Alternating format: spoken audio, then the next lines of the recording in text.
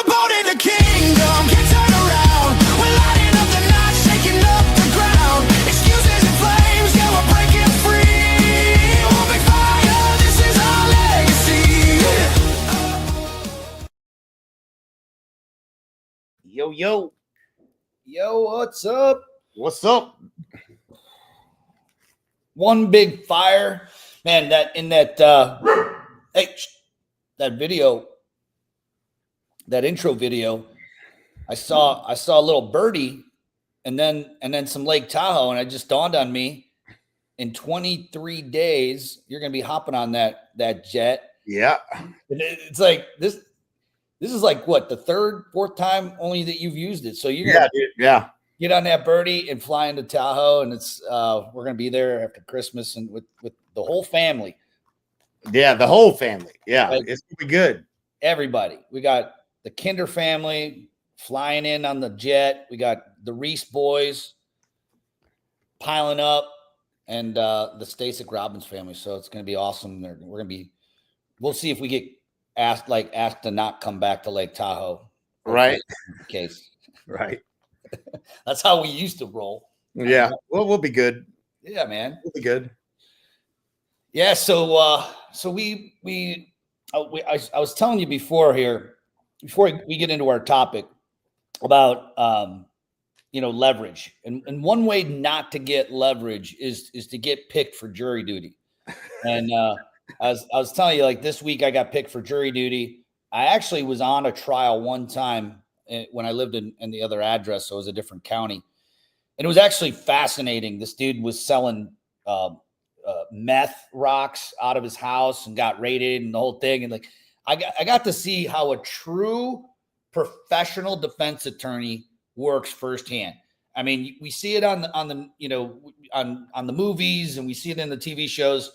And it was just, for me, fascinating. Like, a really, really good defense attorney is the best salesman in the world.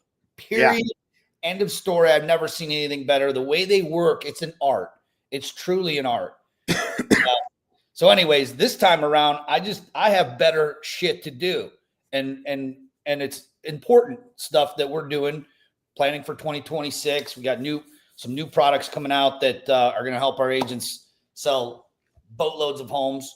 So I had to make sure that I wasn't picked for a jury, Jay. Yeah. This year, so I walked in with this T-shirt. That ought to do it. And our favorite red hat. Yeah. And so thank you, Donald J. Trump, Mr. President, for getting me out of didn't get picked for that.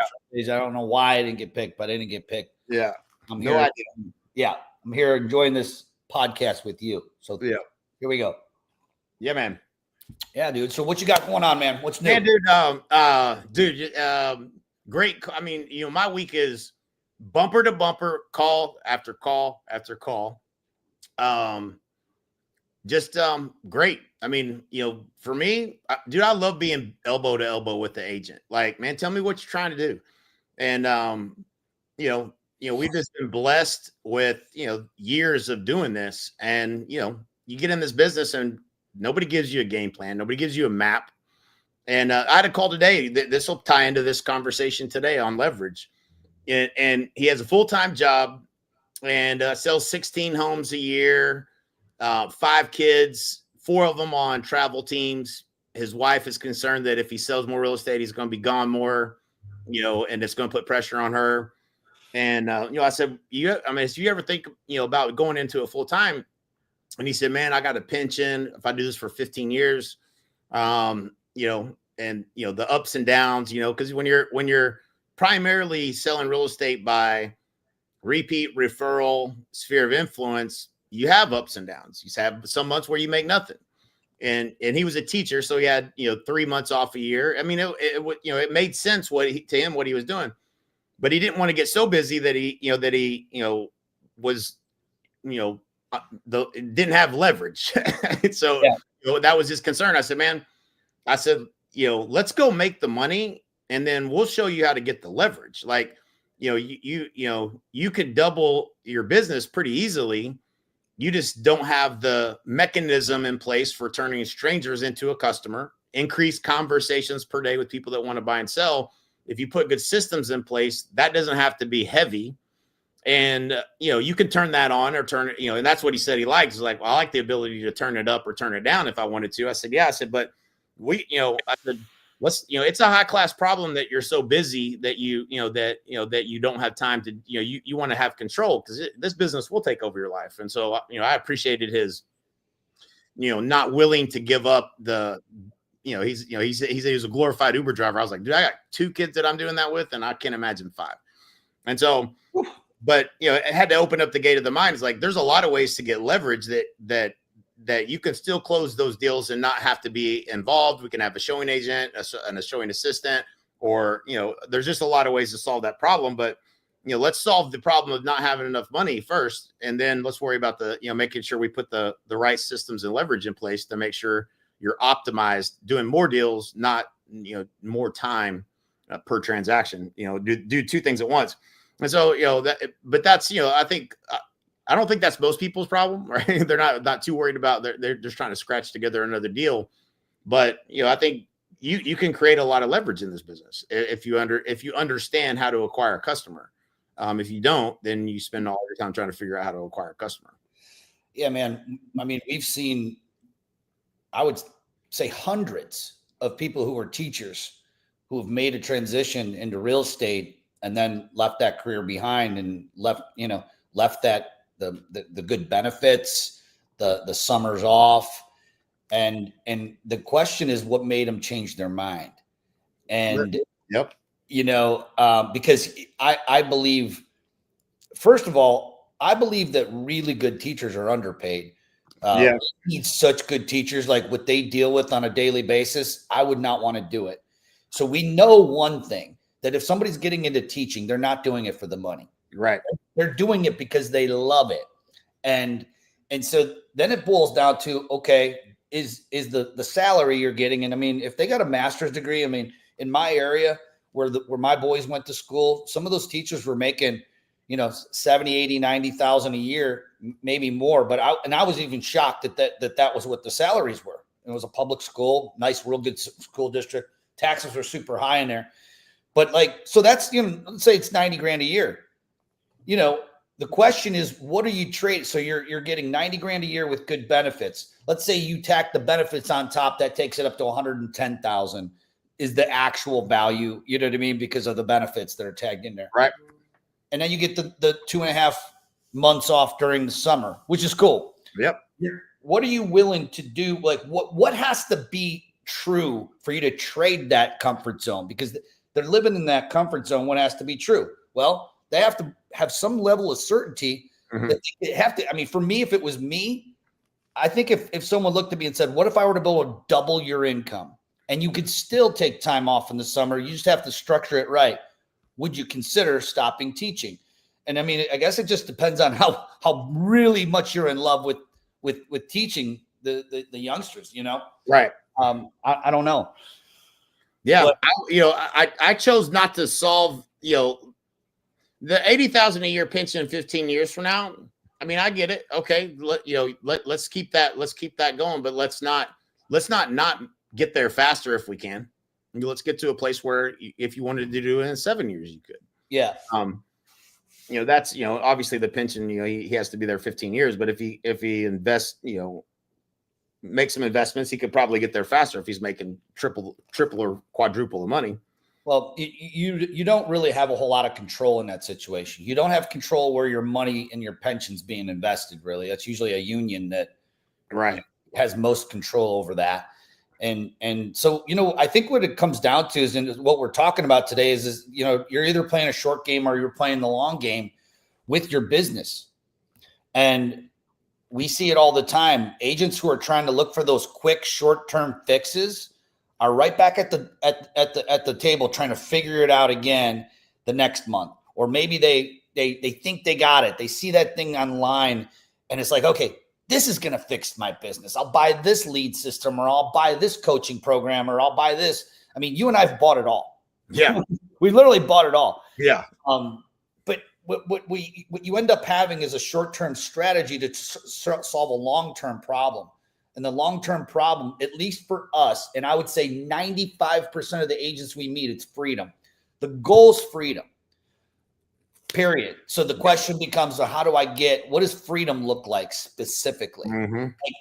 This goes back to the perfect day exercise, which I love so much.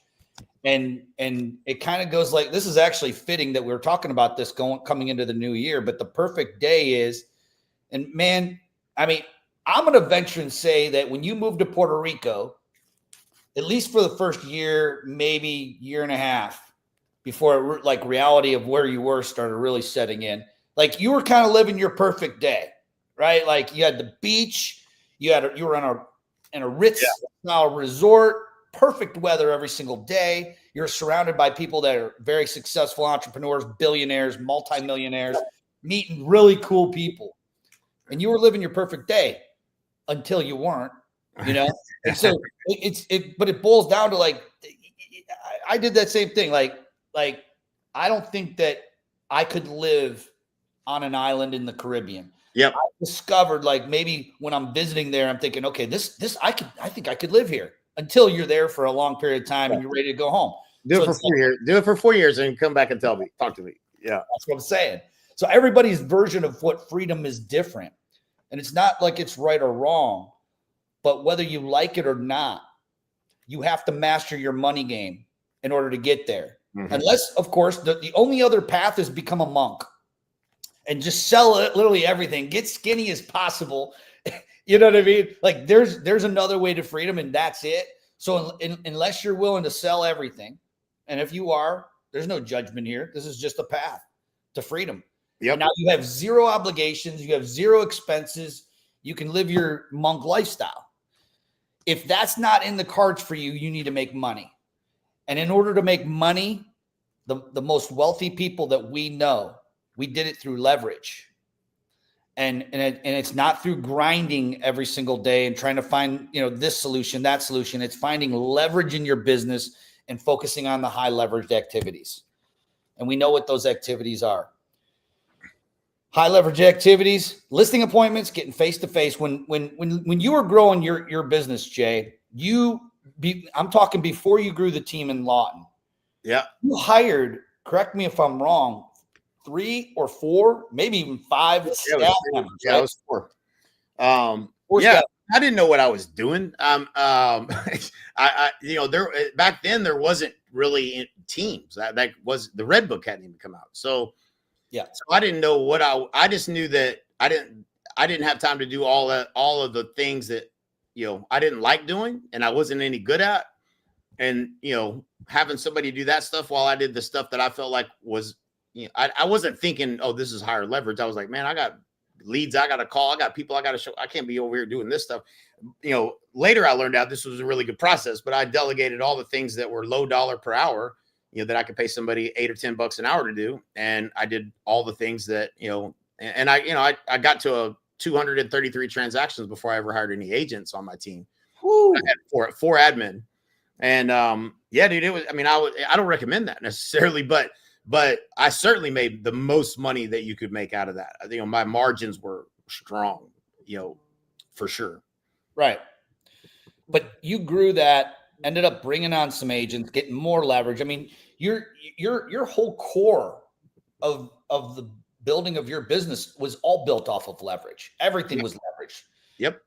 And it got to a point, Al, where I remember, I'll never forget, this guy's name was Lester Warren. And I bet I showed him every house between 100,000 and 400,000. Now that's because he couldn't decide if he wanted to get a littler house and fix it up or a bigger house and not have to do any work. Because he was not a qualified buyer. I worked with him mainly because he was in charge of the recruiting and hiring at one of the third or fourth largest employer in Lawton. And so he was a conduit to a lot of referrals. But I was always in the car showing this guy.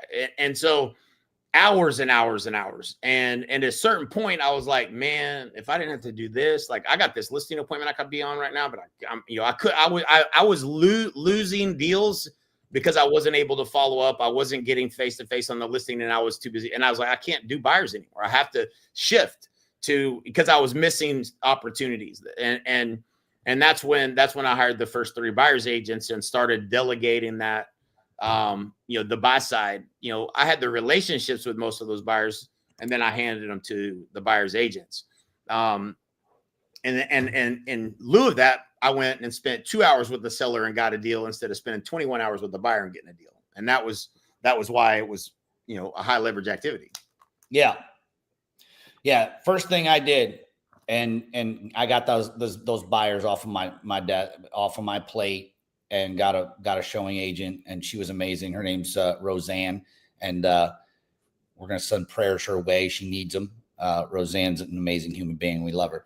So, yeah, man. So, it's really kind of like, I was just talking to someone the other day about our system, Funnel Pilot, and they actually didn't know who you were. But what they did know was that you sold over 530 homes in 1 year. And in order to do that, you had to have leverage in your business. And that's really Funnel Pilot. We should have called it like Leverage Pilot because Autopilot, because literally what we built is a copy and paste paint by number system to take the exact system and systems that Jay Kinder built a business that sold 530 homes in 1 year, number 2 agent in Coldwell Banker. We take that, copy and paste it right into our agents' businesses. And guess what? They're making 6 figures. Brand new agents like Travis and Lawton, following in your footsteps in your old backyard. Just bought him his first house for him and his daughter. And he was living with his parents when we met him. Yep. He was living in their back barn that they turned into an apartment, actually. Right. Okay? And all he did, okay, he didn't go out and buy a bunch of shit. All he did was copied our system and pasted it into his business. And then he showed up on some of our coaching calls, and the rest is history. He's making more money than he's ever made in his entire life, and he doesn't have to live in his parents' barn anymore. Right. So, we're seeing these success stories, and the cool thing is what we have, dude. I'm so pumped for 2026. Right. What we're going to be launching, which is kind of crazy when you think about that. It's taken us this long, really, to launch this side of the business, because it's where you and I, our claim to fame is on listings. Right. We were straight up listing gangsters, and that's how we grew our business. That's the highest leverage activity you can do in your business, is that, or recruit a very high producing agent. Those are the 2 highest leverage points you can get in the real estate business, in my opinion. Great. Yep. And so, I mean, maybe unless you want to throw in like a referral type funnel business, if you see that, I guess that's a high leverage activity as well as referrals, but there's only so many of those.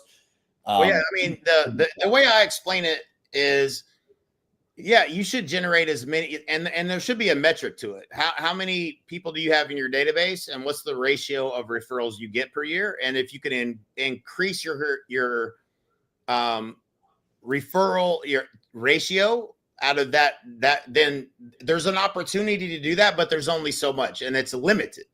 It's like you can't push a lever and make it double. You just can't. It doesn't. You can go. What are you going to do? Pop buys, and you think you're going to double your referrals? It doesn't work that way. So at some point you have to shift to, I got to learn how to turn strangers into a customer. And that's where there's a bunch of people, really greedy people going, oh, let's get some of their commission. They want to siphon off of your, well, I can do that for you. Zillow, I'll take 40%. That's where you run into a million ways to do it. And then you're trying to figure out, well, what's the best way? Should I buy this or that, or these leads or those leads? What's the difference? But until you have control of those, and you can turn up the knob up and down on how many leads you get. And that's just a skill. They don't teach you that in school. They don't, it's not the easiest thing in the world to go figure out. But that's what changed my business. I'll never forget, dude, when I walked in the office one day, and I'd been running all these different ads and didn't know what was going to work or not. But I walked in for a listing appointment, and my receptionist at the front desk had 2 messages on those little perforated tabs. Come list me, 2 come list me's. people I didn't know. And I was like, wait a second, we on to something here. Like, that's not how I get listed appointments, in the past, it was either referral or it was, banging cold calls or whatever. I'm like, I like the way that felt. Like, how do we do more of that? And I was like, okay, you can spend money and get a call. And when you know how to do that, all the things you need, your confidence goes through the roof. Okay, I can do this. I got this something figured out here. And that's a crucial point. Explain to people that don't know what a come list me lead is. Oh, yeah. I know I've had those. Yeah, somebody that called my office that doesn't know who I am, never met, and they want me to come out and list their house. That's it. Like, just, hey, I need to sell my house, come list it. Yeah. There you walk in the door, you give a little presentation, they list the house. Just easy as that. And it got to a point where I was going on 5 appointments like that a day. And I did it all through marketing. And I can do it anywhere. I can do it in any market. I can help any agent do it. And so when we're talking about the 4 leverage points in your business, if you want to grow a business, literally you can grow a business as big as you want. And we know this is not theory. This is straight fact. There's 4 leverage points. It's lead generation. You have to be able to convert those leads. So lead conversion. And then there's marketing and your content strategy. What content are you using to attract business? You ended up with come list me leads because you mastered marketing. Mm-hmm. And when we hear it so much, it's become cliched, but it's so hard to figure out. Like, well, marketing is such a big word. Well, what do you mean? When you're able to be the goal, Jay, and for you were thought of either number 1 or number 2 in your market. That was it. If you're number 3, you're out, right? Yeah. It's a 2-horse race. If somebody wakes up and decides they need to sell their house, they're going to think of 2 people probably that they may call. They're probably not going to think of 3. But if you can own the space and I don't care if it's a neighborhood, if it's a listener base of 15,000 people that listen to a particular radio station, I don't care. It could be the people it could be any number of people, but if you can own that segment of the market's mind as the number 1 or number 2 person they think of, the phone will ring and people will call you. And that's why you get repeat and referral and sphere, because you own the number 1 space in their mind, or number 2. Yeah. And so it's now, how do we do that in a way that gets people that don't know, like, and trust you to think of you first? And you do that through marketing, and you do it through frequency, you do it through the frequency of the message that you're putting in front of them, not just, this is why, I know nobody teaches this, because I still get direct mail from agents where they send me 1 piece of mail and I never get anything again. That is the equivalent of yelling into a windstorm. Like, are you kidding me? I get so much mail. You send me 1 postcard and you think what did you think? I was on the way to the mailbox saying a prayer? Lord, I don't know anybody in real estate. Please send me a sign of what I should do about selling this house. Oh my God. You answered my prayer. No, that's not enough. They once a month, not going to remember you. Twice a month, maybe, probably not. You send me a postcard every week for 10 weeks, and then every other week, I'm probably thinking of you first. And that is the game of marketing. And what you put in that message to position you as the go-to expert to sell that home is super important. How are you adding value with what you're sending? What content are you giving them that's valuable to them? And all of those things matter. But it is absolutely duplicatable. It works in every marketplace. Like, this goes back to, Don, I know you know Don Hobbs, but Don, back in the day, I bought Hobbs and Herter's package of branding, and I had these pillars, the Jay Kinder Home Selling Team, and I bought all their branding and everything. But did you know that Don Hobbs was the one that did the blind test of the agent in a marketplace where they mailed the entire neighborhood this fake agent that didn't exist, and then they surveyed the neighborhood. Tell the story though, because most people haven't heard it. This is fascinating. This is like folklore, but it's a true story. And Don Hobbs and Hobbs Herter did this study, and he's a marketing and branding genius. And they mailed this neighborhood postcards and mailers over the course of a 6-month period. And it was a high frequency mailer that they did. And then they surveyed the neighborhood, I think between 6 and 8 months after they had mailed all these mailers. And they said, who do you think the top agent in the market is? They had made up this agent.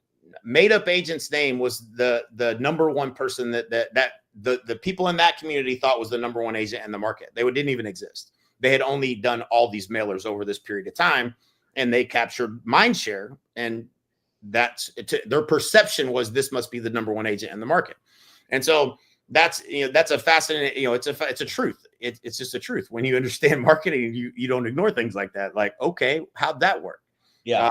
They got mind share. But yeah, that's the, if I wake up once a week, Al, wanting to just do it again. You know what I'm saying? Like, it's such a fascinating thing that it can be accomplished. It's probably a little bit harder today if you are non-existent in a market.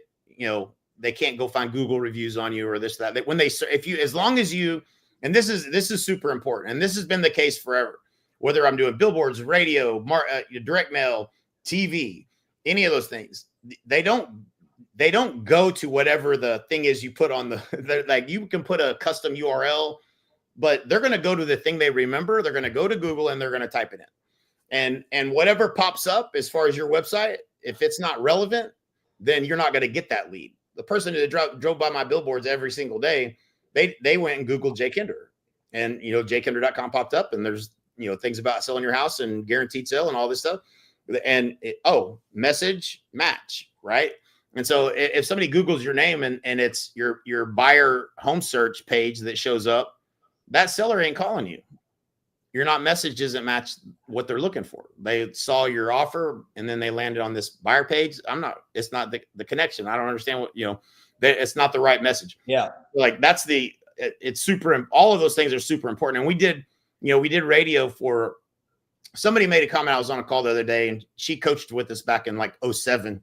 And she's like, you ever think about how many people have come through like the things that you've done over the years? And I was like, man, I don't ever really think about it. I said, I know a lot of really cool people that went out and did the work, and I didn't do anything. They just happened to cross my path at some point, and hopefully I added some value, but I didn't make these people. They were going to win.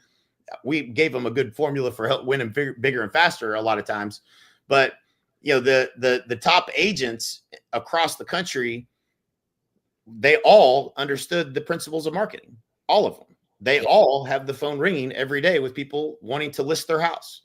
But it's reach and frequency and understanding how to do that. But the ones that would try, try radio and it didn't work, if you went and Googled their name, you couldn't find them. It was understanding the consumer and how they operate. They're not just going to go to your weird URL that you put in your ad. They're going to Google what they remember. So you better make sure they remember something that when they Google that, especially like if your name was John Smith, hard to show up on Google for John Smith. You might need to be John W. Smith. Or you might need to have my name, dude. Huh? I'd be changing my name legally. Yeah. Because it's agents that have. Yep. It's not distinct enough that when they look for you, that they're going to absolutely find you. And those are things that again, if you don't understand how the consumer goes to look for you, then you don't even, you just think, well, radio don't work or this direct mail don't work. You have to, and that's why, like, my favorite story, I've told it so many times, is Mike Reese is, mailing all those postcards in Frisco, and I'm riding around with him. His mailer drops, and the lady calls him. He puts it on speaker, and she's like, "Is this Michael Reese? I could wallpaper my bathroom with all these postcards you've been sending me. I need to sell my house." I'm like, Mike had top of mind, like same postcard, branded Mike Reese, branded Mike Reese, branded Mike Reese, and those things can be duplicated, and so like. It's fun for us now because we get to help other people do it. I'm not trying to build my brand. Like I said, I do wake up about once a week thinking, man, that'd be fun, but that's not the goal. Let's just help other people do it. Yeah. By the way, hit up jakehinder.com, albystasic.com. You can get a link and jump on our calendar, and we'll help anybody. So we'll help you get unstuck and figure out a strategy for you. But this got me thinking about 20 years ago. I remember this guy. and he wasn't even at my brokerage. I just did a co-broke with him. And he didn't even live in Bay Village where I live, but he was marketing it heavily. He had the shittiest postcards you've ever seen. Not only were they just bad, like the messaging was bad, and the paper that he used was so cheap that it would, like, if it was raining even a little bit, it would bleed. Right. This dude was taking over like you wouldn't believe. And it was like the shittiest thing. The marketing was awful. Okay. But the point is then all you needed to be was consistent. You didn't even need to be good. Today, I don't think that you have the luxury of not having the right marketing message, because as you said, you were getting mailed from somebody who barely ever mailed the consistently. But even if you're consistent, you're mailing me once a week and I'm seeing you. Yeah, I guess your mind, in my mind, I'm going to see your name. So you're going to live inside my brain a little bit from a marketing perspective. But if it's shitty marketing and I'm getting better marketing and I'm looking for someone who's going to be, an actual professional marketer, you need to have your stuff dialed in. With AI these days, if you have crappy marketing, you're done. You're basically flushing your money down the toilet. Still, dude, to this day, I was driving back from yesterday when I came back from court, and I see billboards with the same bullshit message that I see these agents, and I want to call them, not to call them out, but just truly to help them. And they're not even with EXP or nothing, but thinking of buying or selling this year, So bad. call me, or there's some weird thing. And it's like, when I see it, in fact, I was out in Sandusky where I keep the boat, and on my way home, I saw one of our agents had a billboard up, and I took a picture of it. I'm like, I'm calling this guy. I'm like, brother, change that billboard up. How about I didn't even say that. What I said is, how many calls you get from that billboard? And he's like, I don't know. And he's like I said, I'm like, okay, well, do you think you may have gotten one or two in the last 6 months? He's like, yeah, I probably got two. I'm like, well, what if I could just, 10x that? yep. I mean, it's probably a 100x by just changing the offer. Yeah. And changing how I actually made this mistake. I got creative one time and changed up. You get tired of looking at your own shit after a while, and we're gonna change it up. So we changed up the billboard. It looked better on the screen than it did on the billboard, and that happens all the time. Like you're like, it looks good on the screen, then you put it up there, it's way too small. Like everything was. Yeah. And I got one call a month from that billboard. We changed it after that to a better message. This was a lesson I had already learned, so I shouldn't have had to learn it again, but I did. 8 calls. So 8 come list me's versus 1. Just change the message. Same billboard, change the message. Same call per month. So went from one listing taken, 1 come list me to 8. 8. You 8x'd it with one change, and it didn't cost you any more money. You just changed the message. Yep. Yeah. And now again, you got no excuse with AI. You have, if anybody's out there putting billboards out with the same message we read in 1985, I just feel bad for you, because you're flushing you might as well just take that stack of money you're spending and take it into your bathroom and use it to wipe your bottom, because you're going to get more usage out of it than spending money on a billboard with a dumb message like that. Yep. So anywho, there was an agent that when I lived in Aubrey that had a billboard, and I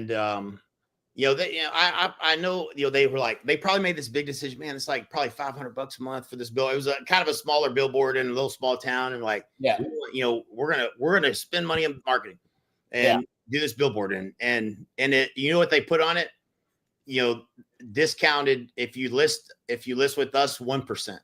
So, it just made me cringe. I'm like, damn, man, every person that ever paid you a full commission now sees your billboard and knows that you'll do it for 1%. Oh, and they're pissed off now. I mean, yeah, right. They're either pissed off or they know they're going to get it. Now, the only thing you did was you let everybody know you'll do it. You'll negotiate.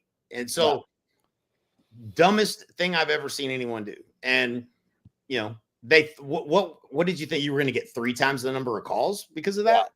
It just is such a now you're known for this being a discounter. So that terrible message to the Race market. to the bottom.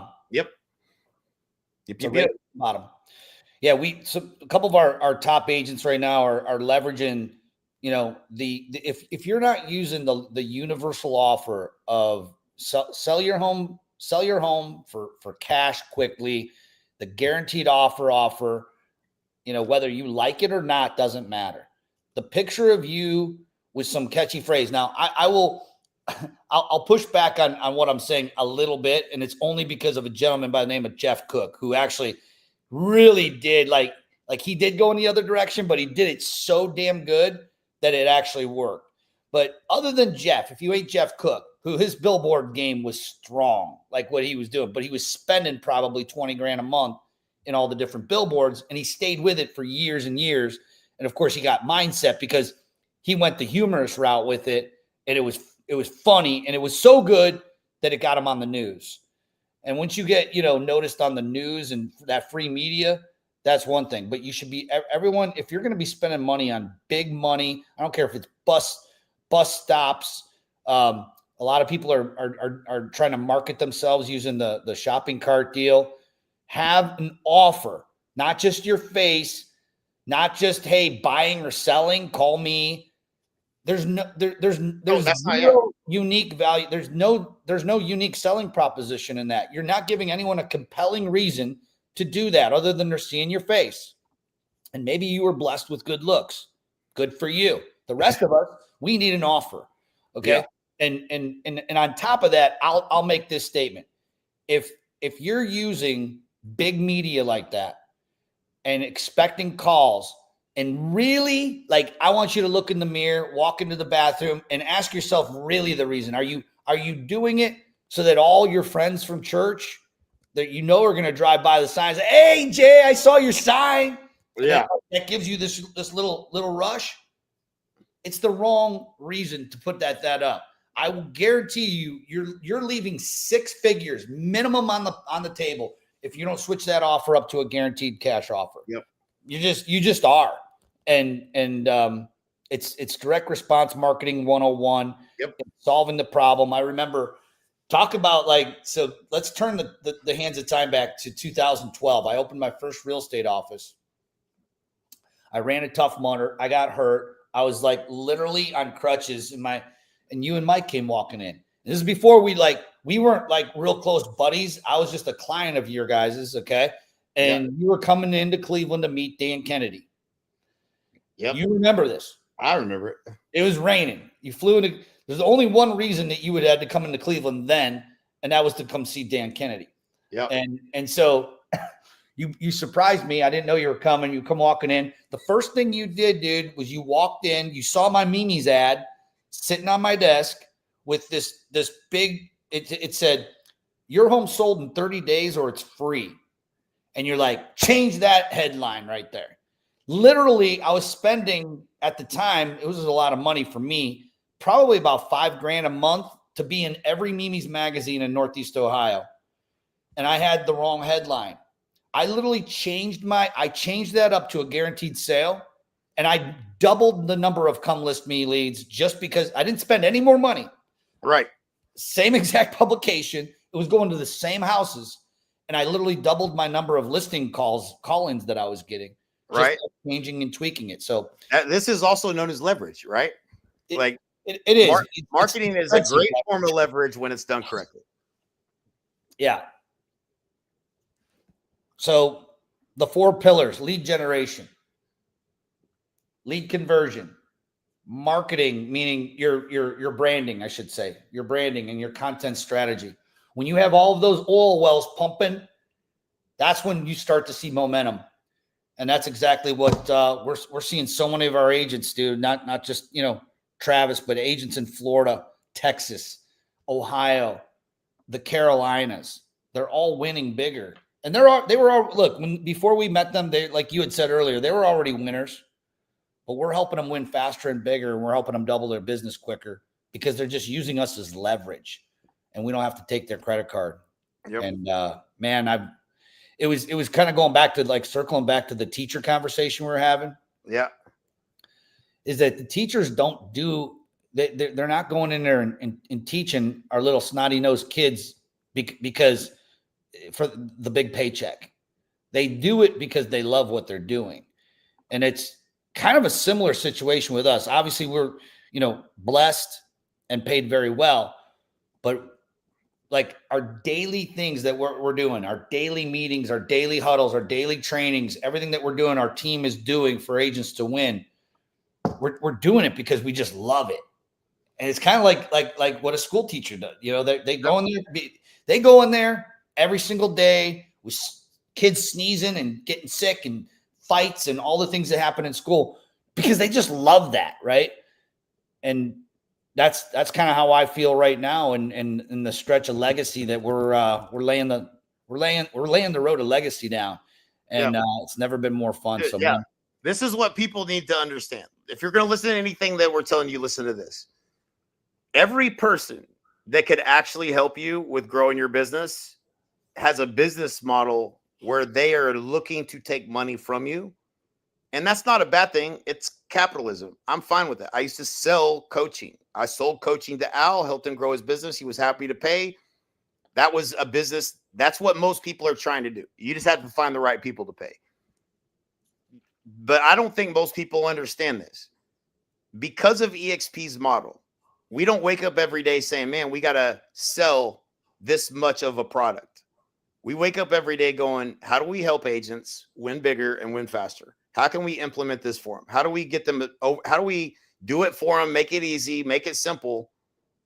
And we never think about trying to charge you. We're not trying to siphon money from you. We're not trying to build it, get you to join our team. We're not trying to get you to pay us a referral fee for that deal. I've done all of those things, and people were happy to pay it. But because of EXP's business model and the fact that we get paid through revenue share, we have no incentive to try to sell you anything, only to try to help you.